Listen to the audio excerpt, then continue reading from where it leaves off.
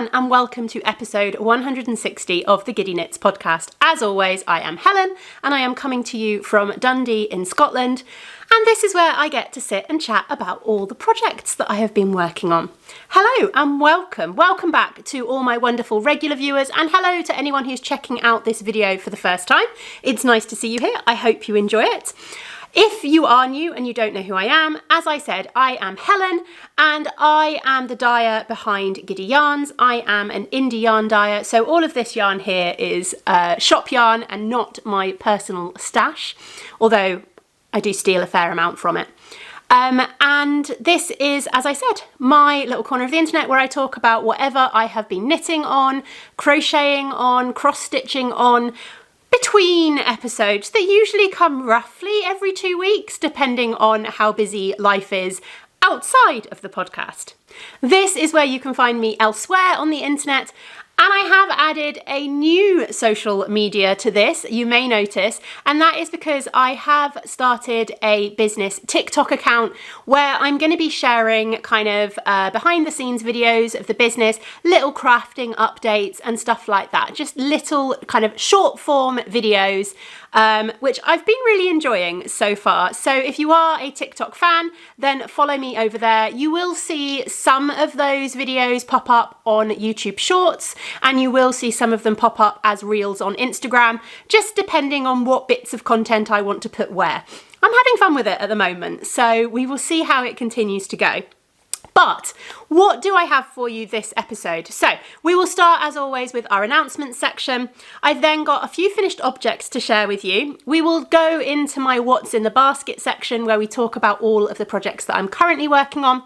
I have a little bit of a looking ahead to new projects section this week. I've got a tiny bit of Yarny Goodness to share with you, and then we will finish up, as we always do, with a little bit of shop news. So announcements wise, we have multiple Makealongs running. This year is very much the year for Makealongs, but I'm very much enjoying it. We have my Giddy Yarns Makealong, which is an ongoing Makealong, and I draw prizes quarterly, so I'll be drawing the next prize at the end of September. So basically, any project that you have finished that uses at least 50% of my yarn, so 50% of Giddy Yarns, is eligible to be entered, and you can enter in the Discord group and the Ravelry group. You'll find details to any of the Makealongs in the description box underneath the video on YouTube. We've then got my Bingo Crafting Challenge. This is the second year for this year-long Makealong. You create a bingo board that looks somewhat like this. This is my one. And you try and complete off those 9 little challenges for yourself. It's never too late to join. Just be thinking about your projects at this time of year. Like, you don't want to give yourself 9 really massive projects when you've only got kind of 4 or 5 months left of the year in which to complete them all. But yeah, there's no kind of deadline as to which you had to join by. So if you are coming to it late, that's absolutely fine. And I will be drawing prizes for that at the beginning of the year. We aren't drawing prizes for completed boards. We're just drawing prizes from the chatter thread. So anyone that has got involved and joined in is in with a chance of winning a prize. Then finally, we have our Friends That Grimble Together Makealong, which I am co-hosting with Laura from The Lonely Knitter here, and that is a Makealong for any of the gnome patterns by Sarah Shearer of Imagined Landscape, a bit like Professor Fungi here. And the aim when we set it up is to knit 8 gnomes between the beginning of the year and the end of October. However, any completed gnome that gets added into the Discord groups will count as an entry, so you can still enter even if you don't finish 8 gnomes in total. And I think we are going to be leaving the threads up until the end of November or the middle of November. I'm not 100% sure. It will be in the details down below, but I haven't double checked them. And then finally, I do have a special exclusive Patreon Makealong running at the moment, which is our Snazzy Sock-along that is running until the end of September. So if you are interested in that one, then details of my Patreon can be found underneath the video as well. Right, let's move on to some finished objects. So, having just shown you Professor Fungi, he is not a finished object because he was already a finished object. However, I have just made him some friends and I wanted to share those. So we have got 2 little gnomes that I have finished. This one here is Dr. M. Morel. He has got a wonderfully textured hat. A very simple body, and he's just a very cute little gnome. And then the other one that we finished is this one here, and this is Frederick Fungi. He is a very simple gnome again, but he's got a similar construction to Professor Fungi in the way that the shape of his hat kind of works, although he's obviously a little bit more conical rather than dome shaped. The really fun thing that you may have noticed about these ones is these were designed, obviously, I haven't mentioned, but these were designed by Sarah Shearer of Imagine Landscapes, as all of the gnome patterns that I talk about generally are. And these were designed specifically to use up the leftovers from any Professor Fungi kits. She was very much enjoying the mushroom theme and wanted to create a few more little mushroom gnomes. But you can make both of these using the leftovers from a Professor Fungi kit, which I think is great. Because Sarah Shearer, she does tend to give you a lot of yarn allowance, so that you've got the flexibility as to which colours you want to use, so you've got the flexibility for if you want to hold any bits double and all of that kind of thing. But it does often mean that a yarn kit will leave you with a fair amount of leftovers when you've made a gnome. Now, gnomes are something that you can 100% make out of scraps anyway. A lot of people will do that. A lot of people will make additional gnomes when they've bought a kit. They'll make additional gnomes out of the leftovers and things like that. But it was really fun to find that these gnomes were specifically designed so that you could use the leftovers from the kit. I used, for Professor Fungi, I used one of my Amethyst gnome kits. As you'll know, I was one of the official dyers for Professor Fungi, so I got a bit of a sneak peek in advance and was able to create a kit designed specifically with the features of Professor Fungi to be able to get like the contrast colours correct and that kind of thing. And the kit I designed, well, one of the kits I designed was this one here, which is the Amethyst kit with purples and greys. And you get 4 20-gram minis. That's what I was trying to tell you about. And I successfully got these out of the leftovers. So as you can see from Professor Fungi, I used a lot of the light purple. So that was the colour I had the least leftovers of. But I've only used the light purple for Dr. Morell's beard. I've used quite a lot of the light grey in these and a lot of the dark grey, and then I've kind of done accents and features with the darker purple. So yeah, it worked really, really well. I still had a little bit of leftovers, but they were all below, I think they were all around like 5 or 7 grams kind of left over. So potentially you could have even managed to get like a couple more gnomes, just depending on how you played with the colours basically. But I thought that was quite a fun little addition, and I think it will be really nice for shows because Professor Fungi will be coming with me to shows going forward, so that I've got an example of the gnome kits and things like that. But to be able to say that out of this kit you can actually get all 3 of these gnomes quite comfortably as well will be like a really nice little bonus for shows. There we go, that is Frederick Fungi and Dr. Morell, both added to my ever-increasing gnome collection. I also have a finished pair of socks. I finally finished my Marginalia socks. These are the 3rd pattern in the Handmade Sock Society collection, I think. I've done the Flourish socks, the letterpress socks, the Marginalia socks, yes, and then the bookbinder socks are the new ones that have just been, well, I say just, they were released at the beginning of August. So I'm finally starting to catch up, I think, having got a little bit behind whilst I was on holiday and things like that. But this is the pattern. As I said, this is the Marginalia socks. Pattern is by Helen Stewart.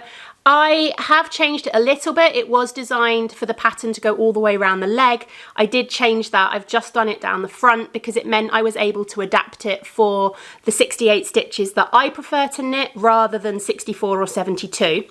I also did the rib wrong, so the rib is not the same rib that is in the pattern. I just got distracted and I started doing a 2x2 rib, and by the time I realised that wasn't what it said in the pattern, I couldn't be bothered to change it.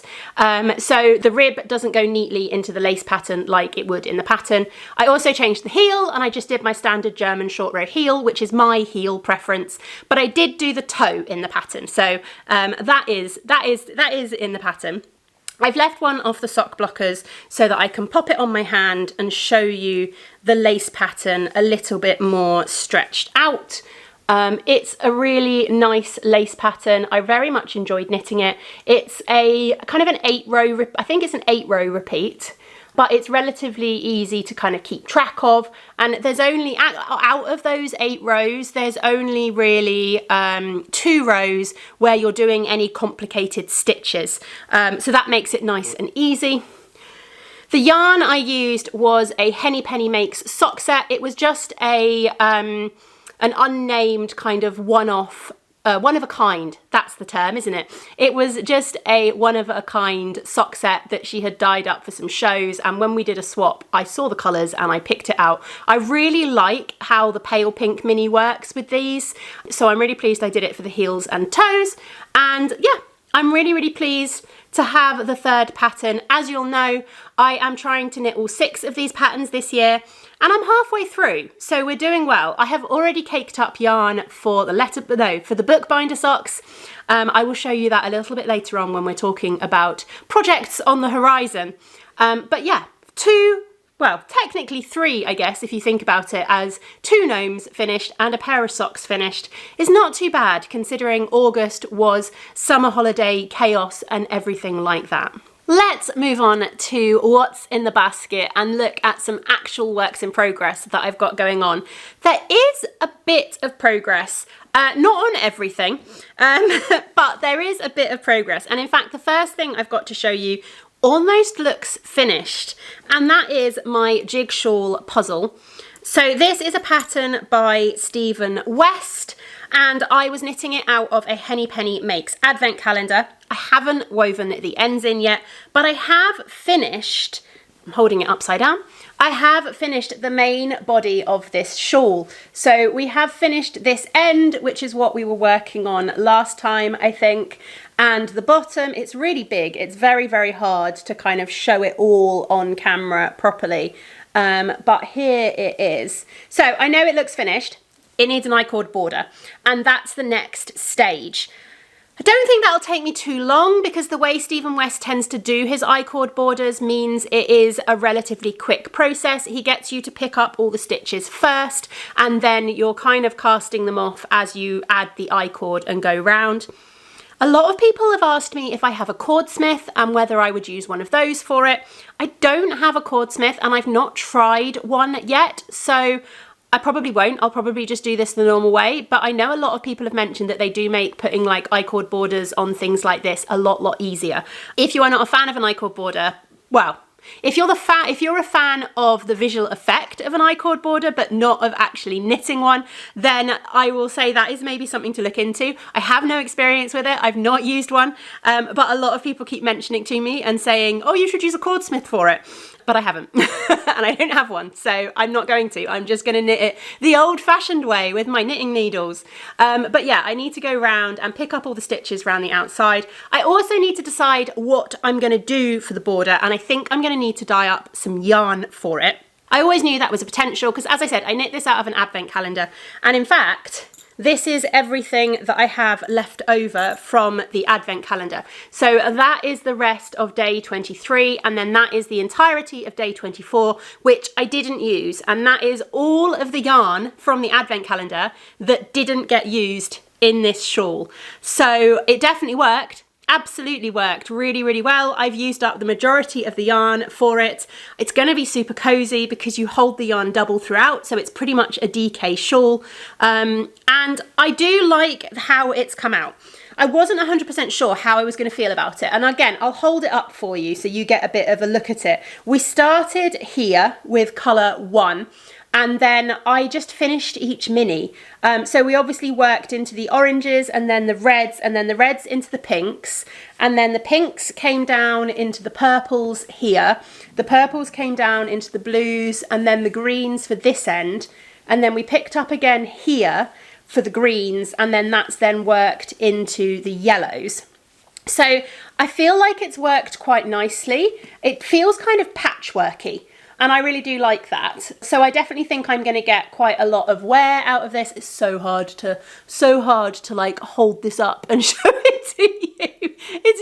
It's just too big, really, for my little bit of screen. So we'll just hold it like this and look a little bit ridiculous.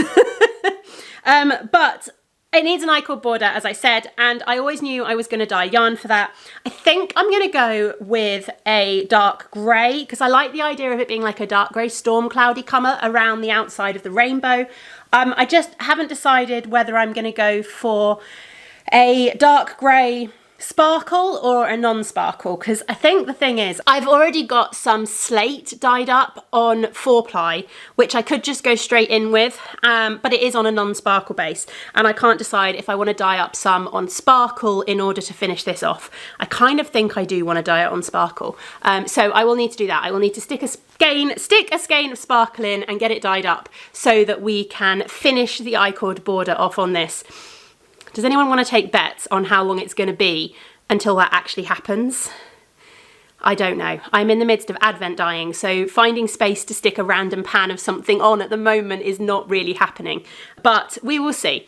I'm actually thinking if I've got any big glass bowls somewhere in the studio, I might do, then I could probably, because it's only going to be a solid colour, I could probably just stick it in the microwave to dye it and it wouldn't be so bad. It's only going to be a single skein, so I will have a look. I might even actually just go to the supermarket and buy myself like a big Pyrex bowl to dye a single skein of yarn in, because that might be useful every so often, especially when it's a solid. so we might do that. I don't know. But this is really, really, really close to being done.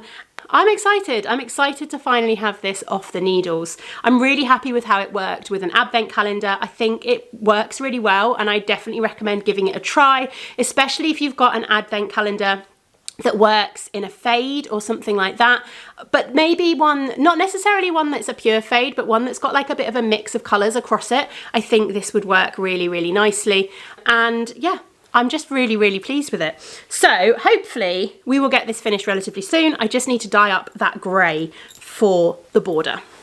One thing that has just had a little bit of work on is my toasted mallow hat.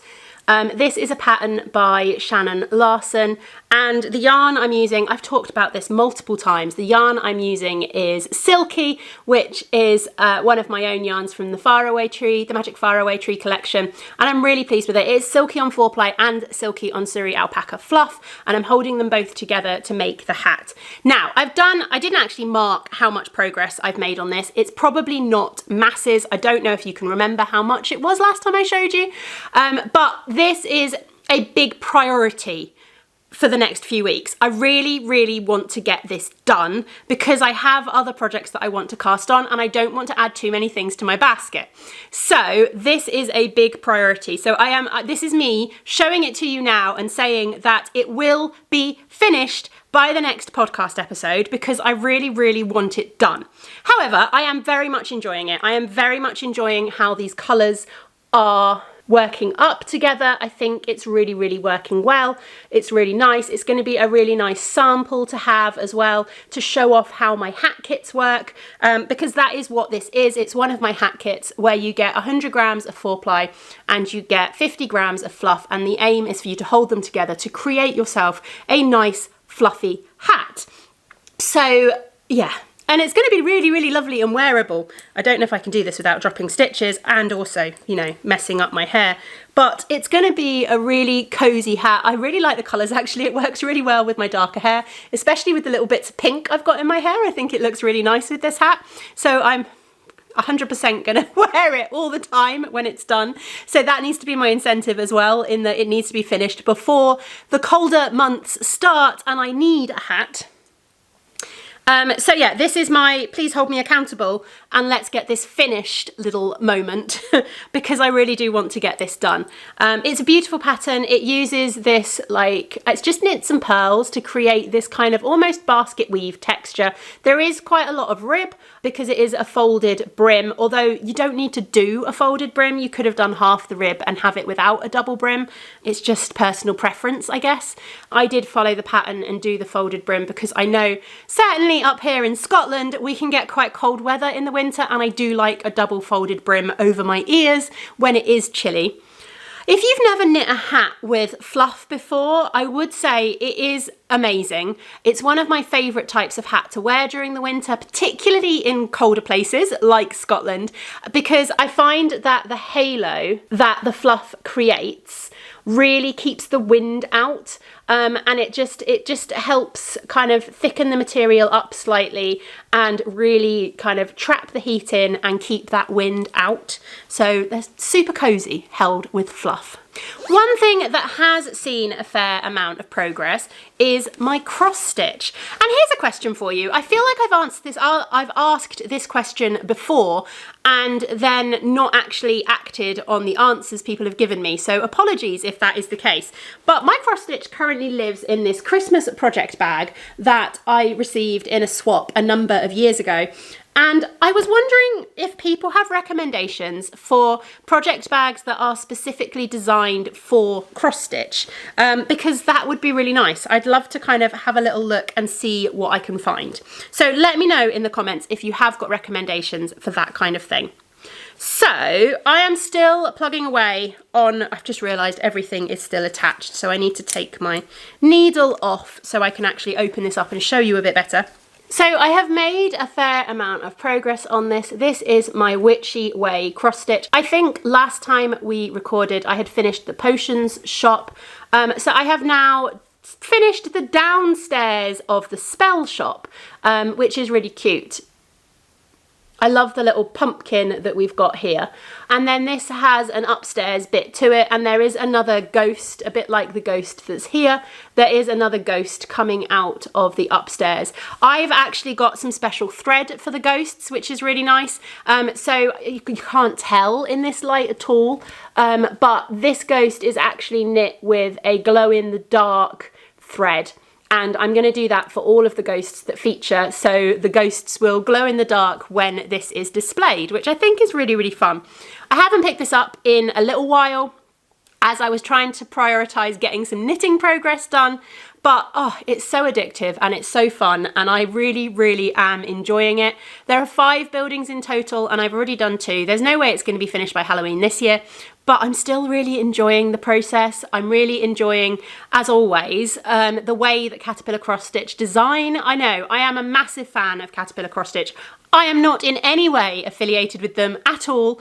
I am just a big fan and love the designs of their cross stitch. So yeah, that is the progress we've got on the Witchy Way so far. And hopefully by the next time I record, we will have more progress, maybe even a finished building. We will see what happens. And then the final thing that has had a little bit of work done is my sweet shop blanket. Now, this is attached to some yarn. Is it attached to multiple bits of yarn or just one? It's just one. So I have added, I think, 2.5 squares to this since you last saw it. It has been hibernating for a bit of a while. I don't know why. I've just not been picking it up. I've not been reaching for it, and I'm trying to rectify that because I really do want to get this not finished this year, because that's not going to happen, but I really want to get a decent amount of progress on it this year, because obviously there's other blankets that I have, and there's other blankets that I want to start, and there are other blankets, and I need to make progress on this one. So this is, as I said, the Sweet Shop pattern. It is a Sweet Shop blanket by Laura Penrose, who is the designer. This is kind of what you've seen so far. I have finished this square here, which was one of the blue ones. And then I've also finished this one here, which is a purple one. And I am working on this yellow one here. So I finished the contrast colour, and then the main colour is just a tonal speckled yellow. So this one's going to be quite a subtle square, I think, when it's finished. A bit like the pink one that was right at the beginning, that was a relatively subtle square. But progress has happened, and I'm really hoping to keep making progress. The yellow one is the last one of the 3rd month, I believe. Yes, because that will make 3 yellow ones in total. So I've managed to get, I guess, I've nearly finished getting March in there. I know, it's August already. I have been putting them aside for myself. I need to check actually and see whether I have got April caked up already. I think I might have it caked up and at home, ready and waiting. I need to double check so that I once again don't end up putting this to rest and not using it. But yeah, I've actually really enjoyed it. When I picked it back up again and I sat and I knit and I did a few squares on it, I've actually really enjoyed it. So I do need to reach for it more often because it's a really fun knit. It's a really relaxing knit because it is mostly just garter stitch. And then, okay, yes, with these ones, you're kind of, when you're doing these bits, you're kind of picking up stitches either side to make the shape, but these bits are decreasing. So you're getting less and less stitches on your needle as you're going. So it makes the sort of top half of the square a lot quicker. I just need to reach for it. I just need to reach for it, and I keep getting distracted by other projects, and at the moment particularly socks that I'm trying to keep up with for the Handmade Sock Society as well. That is everything that I have really worked on. So my twist cardigan, which I did share in the last episode, I haven't picked up at all between episodes. Again, it's another one that I just need to reach for. I just need to pick it up and make some progress on it. But I've been focusing on getting those marginalia socks finished, and I wanted to get those gnomes knit as well because I actually did a little vlog video of that for Patreon. So they kind of took priority, which meant that my twist cardigan didn't get the love it deserved. But hopefully it will do between the next episodes. So, having finished a few bits and pieces and also being close to finishing a couple of other bits and pieces, I have been thinking about future projects, and I thought I would share some of them with you. So the first and most obvious one is obviously the bookbinder socks. This is the fourth pattern, I think. Yeah, the fourth pattern in the Handmade Sock Society, and I've got yarn caked up and ready for it, so I thought I would share that. I am going to use this yarn here. This is a skein of wildflower yarn in the mermaid hair colourway. It is a super pretty sparkle, and I think it'll work really nicely with the bookbinder socks. They are a cabled sock, but not heavily cabled. So you want something that's going to be relatively gentle to not kind of overpower. And I feel like this speckled kind of colour is going to work really well. I also dug out this sparkly mini that goes really nicely with it. So that is what I'm going to use, I think, for the bookbinder socks. And I'm hoping to get them cast on ASAP because obviously I finished the marginalia ones and I'm still running a little bit behind because the next pattern will be released at the beginning of September, and it is now late August. So I have got a bit of catching up to do on those ones. I do love a cable though, and I very much enjoy a cabled sock, so I feel like they should go fairly quickly. I also think from looking at the pattern, I'll pop the pattern up here actually, I also think from looking at the pattern that there's going to be quite a large section between each cable, which is just going to be relatively, it's probably, I don't know because I've not looked at the pattern, but it's going to be like purl 3, knit 2, purl 3, knit 2, do you know what I mean? So it's going to be a relatively quick and simple thing to kind of get through. There's not going to be lots of like pausing to check stitches and all of that kind of thing. So I feel like these could be ones that knit up relatively quickly. Then, because I am so close to finishing the jigsaw puzzle shawl, I also picked out yarn for another shawl, and I saw this shawl relatively recently on Instagram. It's by Sarah Shearer of Imagined Landscapes, one of her patterns that isn't a gnome for a change, and it is called the Shawl the Minis. It's absolutely beautiful. It's designed for, I believe, 9 mini skeins and a contrast colour. So I did a bit of delving through my stash and picked out some options, and in the end I have gone for, I'm going to try and show you this.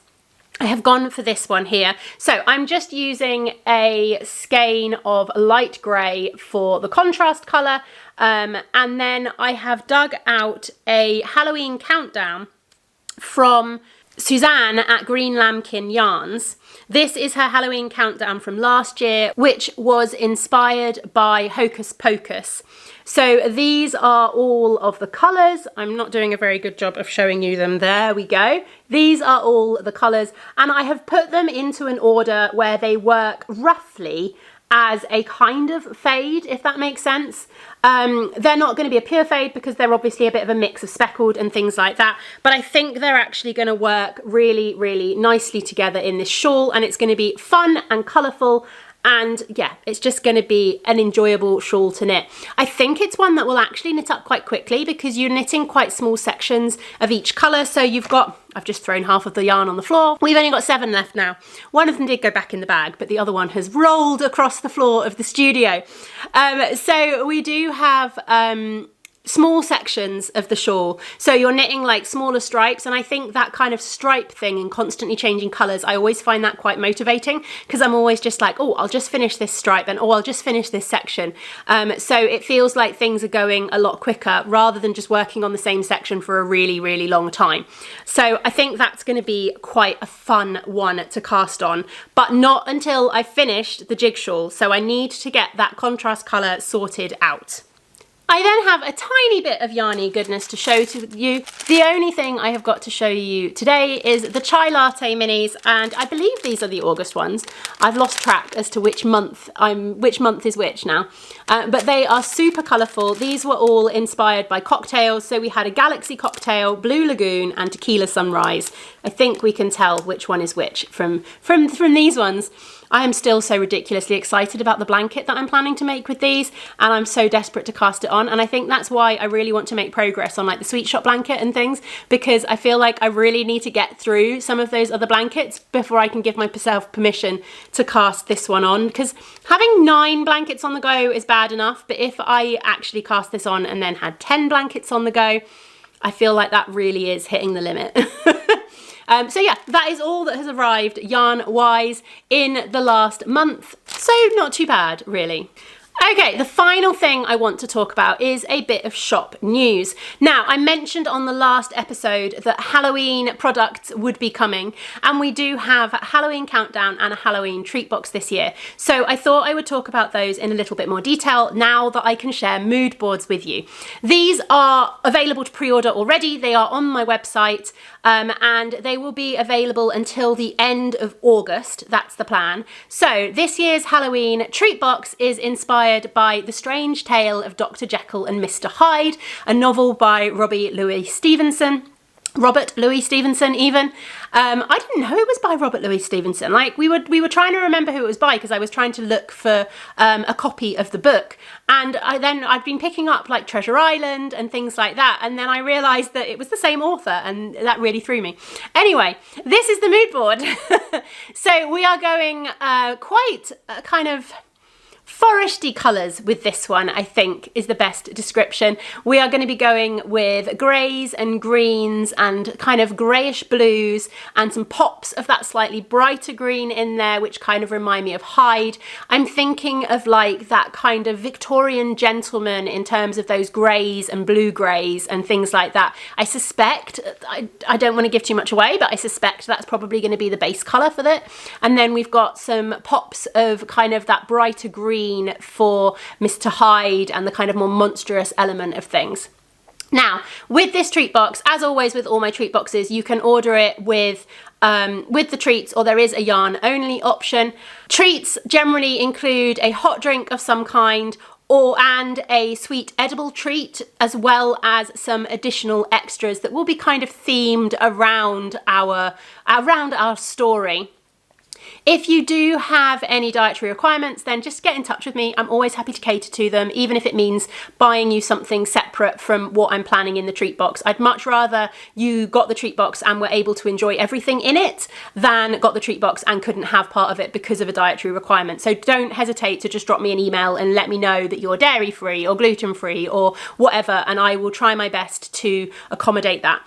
The sooner you do that, the more likely I can actually find something that it works for everyone, potentially. It depends on what the treat is going to be, and I don't know that yet because I am holding off until I know numbers before I start looking at things, because otherwise I get excited by things that I've seen and then I don't quite hit the minimums that I need to order those things, and it's really annoying. So I'm going to wait until I have my numbers before I get excited about what I want to order for the boxes. One thing that is a little bit different with the box this year, so as always, you can order sock sets or 100-gram skeins on all of my bases, as well as the fluff as well. But with the sock sets for this box, you will get 2 10-gram minis instead of 1 20-gram mini, because I have a plan and I'm excited about it. So just bear that in mind when you're ordering. But I am really excited to dye this up. I've got so many ideas already, and I can't wait for you to see it, basically. I'm really excited about this theme for a Halloween treat box. And then we also have our Halloween countdown this year, which I am also extremely excited about. So last year we did a haunted library and we explored ghost stories. This year we are doing an encyclopedia of vampires and we are going to be exploring vampire stories. So everything from Dracula to Twilight to Interview with a Vampire. And yeah, everything in between. There will be a lot of different vampire stories included in this. And basically what you get with the Halloween countdown is you will get 13 mini skeins dyed in, I'm going to call it a semi-fade, because we're going to be doing a mixture of speckled and variegated for this one, across those colours that you can see in the mood board. And you get those 13 mini skeins. They will be bagged and numbered, so you can open one each day in the lead up to Halloween. And inside each one you'll get a mini skein, and you'll also get a little sheet of paper with information about some kind of vampire book or story for you to have a little look at and see whether it's one you've read or whether it's one that's new to you that you would be interested in reading.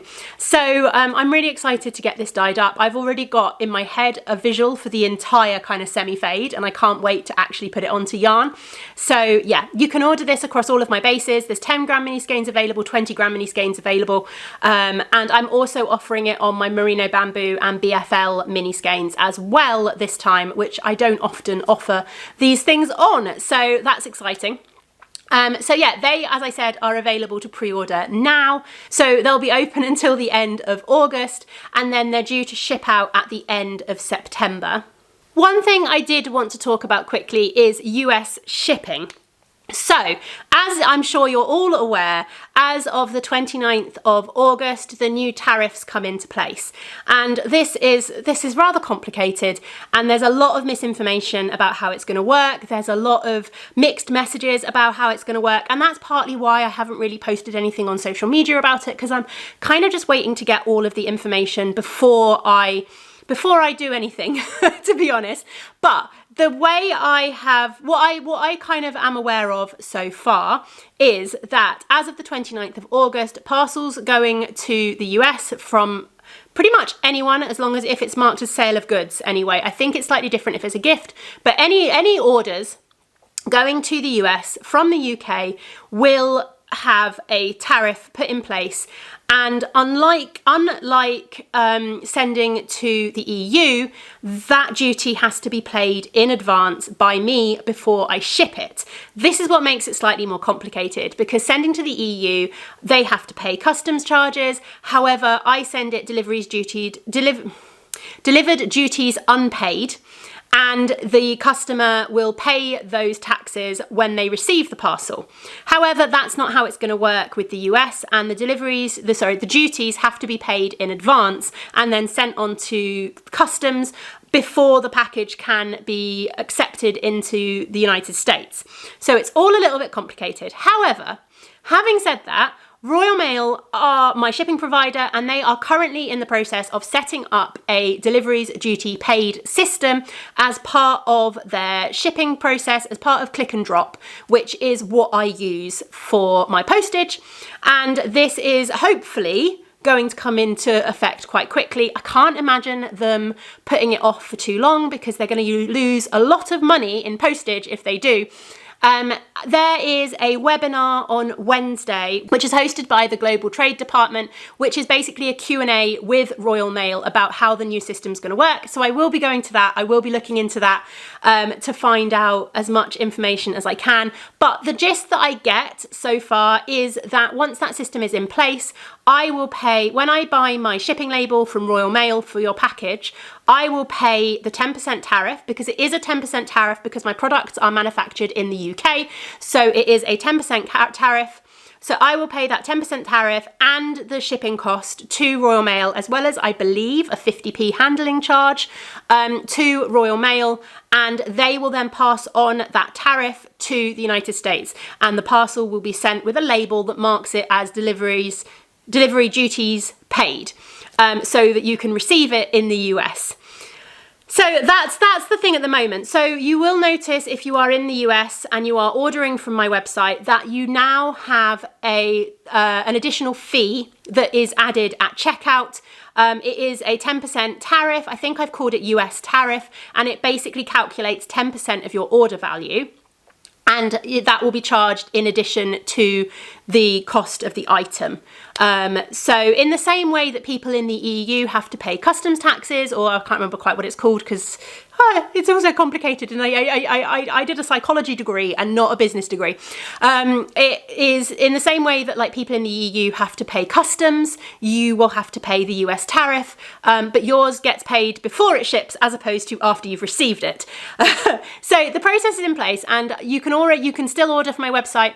I have paused shipping temporarily while I wait for Royal Mail to get this delivery duties paid system up and running, but I do suspect it's going to be up and running ASAP. I don't suspect there's going to be masses of delay in it, as I said, because otherwise they're going to lose so much money in parcels that aren't getting sent, and they don't want to do that because Royal Mail is already losing loads of money anyway. So yeah, that's the basic thing. Clubs, I am going to send you out an email sometime this week, but basically my thought with clubs for August, there's not a lot of you that have clubs that will be shipping at the end of August. I think there's maybe 1 or 2 of you. Most of my US customers order the hold it for 3 months and have it shipped at the end of the 3 months option.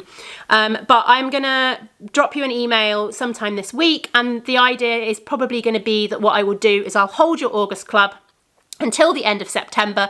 I'll refund your August shipping and we'll ship them together at the end of September once I know everything is up and running, and that's all going to be fine. Club-wise, I will absorb the cost of the 10% tariff because I can manage that with the number of US customers that I have ordering clubs. That should be fine.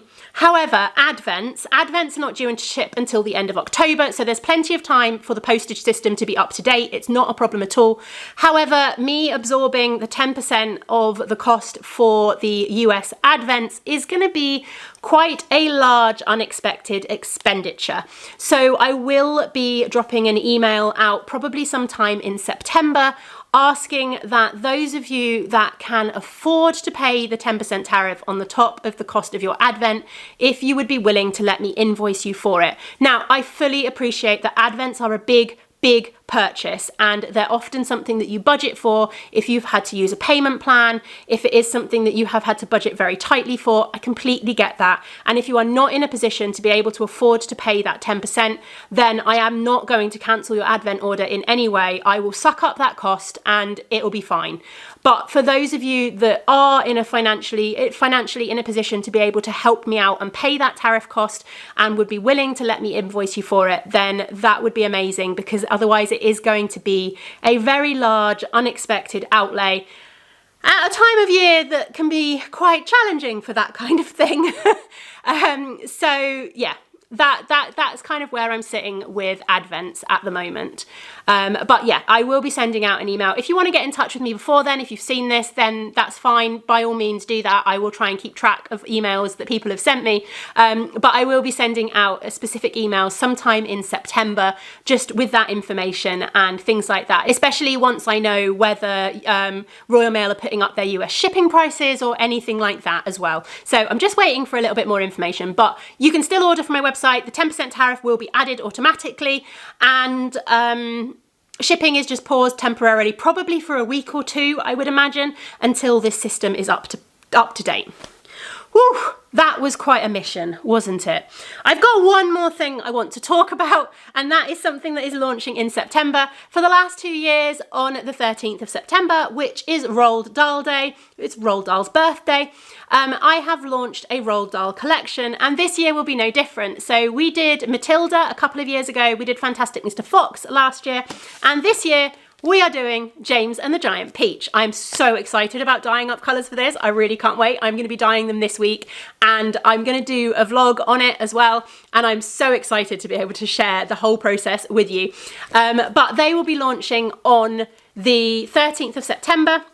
It will be 5 brand new sock set colourways, although they'll be available as sock sets on just 100-gram skeins, and I will also be doing mini bundles for the collection as well. I'm going to be releasing them as a ready-to-ship collection, but the dye-to-order will go up at the same time, so that if you want different bases, because I will be dyeing up for the ready-to-ship, there will be 70-gram sock sets, 120-gram sock sets, all on merino nylon, and then I'll also be dyeing up some merino nylon DK, and then the mini bundles will be dyed up on merino merino nylon 4-ply in 10 grams and 20 grams. So if you want any other bases, if you want it on sparkle, if you want it on fluff, anything like that, the die to order listings will be going up at the same time, so you have that option.